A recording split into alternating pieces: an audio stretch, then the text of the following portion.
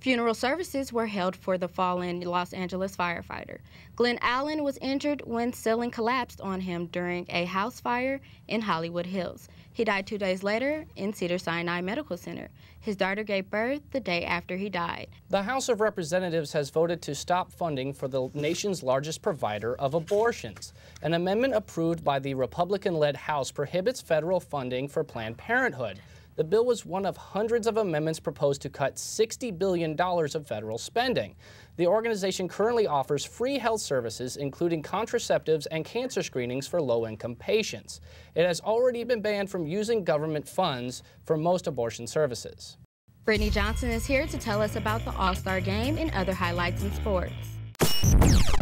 The Lakers' Kobe Bryant, a.k.a. the Black Mamba, led the Western Conference past the Eastern Conference in winning the All-Star Game 148-143. Bryant finished with 37 points and 14 rebounds, earning the MVP award. This is Bryant's fourth honor as the All-Star MVP. He's now tied with Bob Pettit for the all-time record for most awards.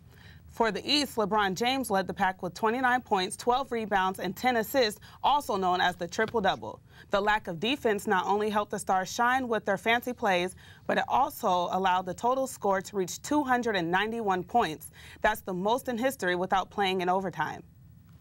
Another NBA event, the Rookie Challenge, was held in Staples Centers. It was a fun game where the rookies of the league played against the sophomores. This game allows young players to be a part of the All-Star festivities and to represent their teams. Diego Santiago has the story. San Antonio Spurs center, the one player, is sure having fun. And why not? It's the NBA All-Star Weekend. Players like Stephen Curry, Brandon Jennings, Tyreke Evans, and James Harden all have the honor of playing in this year's Rookie Challenge. You know, it's a dream come true. It's a big blessing to be able to play, in the NBA for a living and to be selected to come represent my team, as part of All-Star Weekend. It's amazing. But it's not only the players who are making the most out of this game.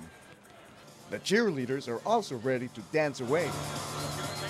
Even the mascots are anxious to entertain the crowd. From the Chicago Bulls, everybody make some noise. And of course, thousands of kids had the privilege to see their favorite stars play, and they sure had a blast. Well, the rookies did not play like rookies and actually beat like sophomores by a score of 148-140. But the final score is not what matters in this game. What matters is all this, the reaction, the entertainment, what the fans, especially the young children, are getting. And that's what an NBA All-Star Weekend is all about. In Staples Center, I'm Diego Santiago for Valley View News. Good old Duke is back at the top of the Associated Press's college basketball poll. The Blue Devils jumped from 5th to 1st place after a weekend where the top 4 teams in the poll suffered losses. Kansas dropped from number 1 to number 3, and Ohio remains the 2nd-ranked team. St. John's moved from the top 25 after beating a top 10 team for the 4th time this season. They are now number 23 in the polls after a win over Pittsburgh. 20-year-old Trevor Bayne pulled off a stunning upset at the Daytona 500. He won NASCAR's biggest show, making him the youngest driver to win Daytona since Dale Earnhardt. Bayne says he almost feels undeserving of the win because all the other guys have been trying to win the same race for so long.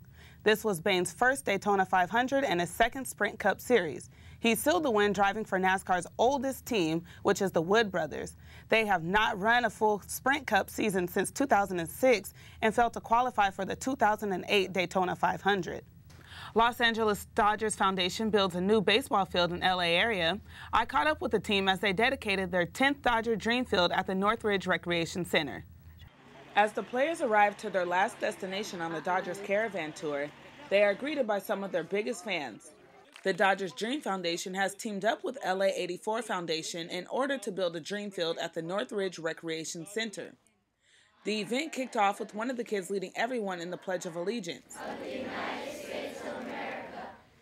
Dodger broadcaster Charlie Steiner introduced all of the players, with the fan favorites being Tony Gwynn Jr., Rafael Furcal, and of course Matt Kemp. They lined up to receive their hats and wristbands. They were off to work in their different groups. They learned how to stretch before the big game, got some new batting tips from Matt Kemp. Man, good job, man. Let's get another one.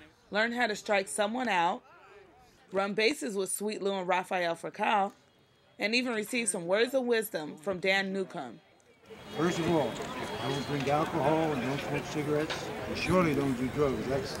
That's illegal for sure.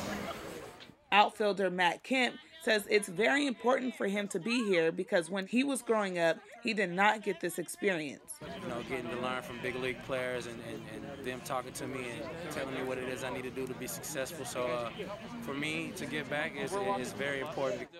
As the events wrapped up for the day, a group picture was taken with the players, staff, and kids to remember such a great day. In Northridge, I'm Brittany Johnson, Valley View News. The Cal State Northridge Ice Hockey Club? That's right, you heard correctly. The university has an experienced hockey coach, a rink in Van Nuys to practice in, and some talented players. Valley View's reporter Jenna Contreras takes a look at one of the most talented players, Anthony Kendrina. In Southern California, ice hockey is not the most popular sport. But for CSUN's ice hockey forward Anthony Kendrina, hockey is life. Whenever it wasn't hockey season, I always wanted it to be hockey season. Like, I always trained for hockey. As soon as it came back, I was just so excited to go. Anthony began his hockey career on travel teams and played on a junior hockey team called the Valencia Flyers. In a sport where body checking and even fighting is part of the game, Anthony has had his fair share of injuries on the ice. Currently, Anthony is playing for CSUN in Division III Pacific Coast Hockey Association and is an assistant captain for the Matadors. The CSUN hockey team is considered a club on campus and is not recognized as an NCAA sport. Being a club team has many differences than being an NCAA team, particularly the team's budget. Each player actually has to pay $2,200 for the whole season, and then we also have to pay for our flights.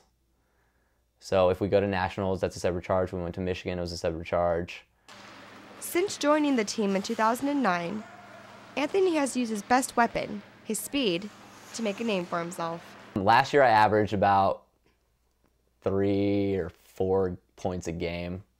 A goal and an assist are worth the same. This year I have a goal in each game. Anthony is a very accomplished hockey player with numerous trophies and awards. But his biggest achievement happened during his first year on the Matadors team. Well, last year was the first year the team made national tournament. I mean, for a team to make nationals, only 16 teams out of 137, I think, make the tournament, and we finished 11th. So, first time in school history, and it was a pretty good turnout. Anthony may be playing at a small rink like this one, but he has future dreams of playing overseas. As more people play, Anthony believes people will discover an element that hockey has that no other sport does. There's 6 guys on the ice at each time for your team, and you really have to be a family with those guys. I mean, arguments, everything's left once you get on the ice. Everyone's out there supporting one another, and that's the best way a team succeeds.